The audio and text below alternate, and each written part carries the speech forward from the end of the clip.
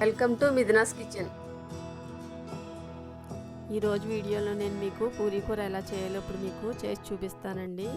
ఈ కర్రీని మనం చాలా త్వరగా ప్రిపేర్ చేసుకోవచ్చు. స్టవ్ వెలిగించి ప్యాన్ పెట్టి 2 టేబుల్ స్పూన్లు ఆయిల్ వేసానండి. 1/2 టీ స్పూన్ ఆవాలు, 1 టీ స్పూన్ పచ్చిశనగపప్పు వేసుకుని ఇదంతా బాగా వేయించుకోవాలండి.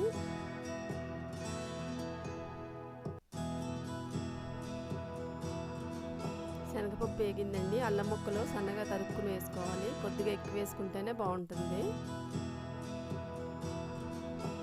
ఉల్లిపాయలు సన్నగా తరుక్కుని వేసుకోవాలండి. మీరు చేసుకునే క్వాంటిటీని బట్టి వేసుకోవచ్చు ఉల్లిపాయలు.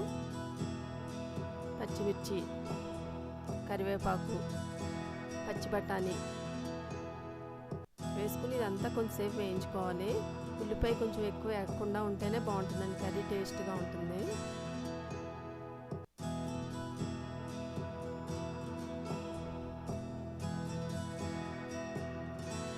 రుచికి సరిపడా ఉప్పు, 1/2 టీ స్పూన్ పసుపు, 1/2 టీ స్పూన్ కారం వేసుకుని ఇదంతా కొంచెంసేపు వేయించుకోవాలండి.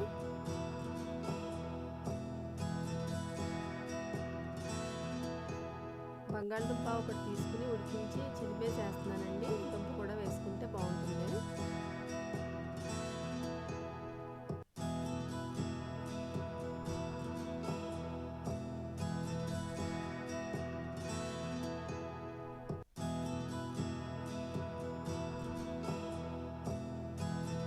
ఇప్పుడు ఇందులో వాటర్ పోసుకుందాం. 1 గ్లాస్ వాటర్ పోస్తున్నానండి.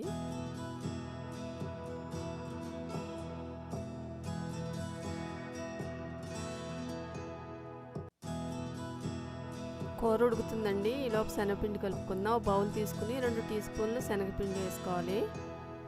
కొంచెం కొంచెం వాటర్ పోసుకుంటూ పలుచగా ఉండలు లేకుండా కలుపుకోవాలండి. ఇలా కలుపుకోవాలి.